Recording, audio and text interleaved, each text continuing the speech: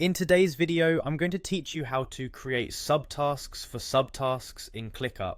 This will help you manage your projects more effectively, ensuring that you can break down tasks into smaller, more manageable parts. First, you'll need to head over to Clickup, which is your all-in-one app for work management. If you haven't accessed Clickup before, simply open your browser and type in Clickup's address. Once you're there, you'll be greeted by their homepage.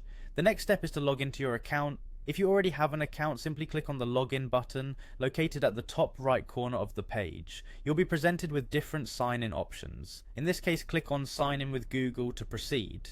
Choosing to sign in with Google is usually quicker and saves you from remembering another password. After clicking, a window will appear prompting you to select your Google account. Choose the account you'd like to use for logging into Clickup.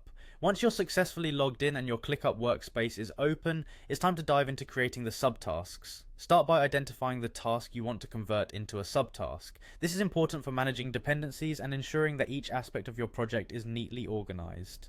Navigate through your current tasks and click on the three dots next to the specific task you wish to work on. This will open up a menu with various options. From the resulting drop-down, click on Convert To. You'll see a set of options that allow you to determine the new form your task will take. You'll want to select Subtask from these options. This is a powerful feature to use because it allows you to create hierarchies within your project tasks, making it easier to assign, manage, and complete sections of a larger task systematically. Once you've selected Subtask, the system will prompt you to select a task to which you want to attach this new subtask. At this point, you'll need to think about the task that this new subtask logically belongs to. This helps keep your workspace organized and your tasks relevant to their parent tasks. And that's about it. With these steps, you've made a subtask of a subtask in Clickup.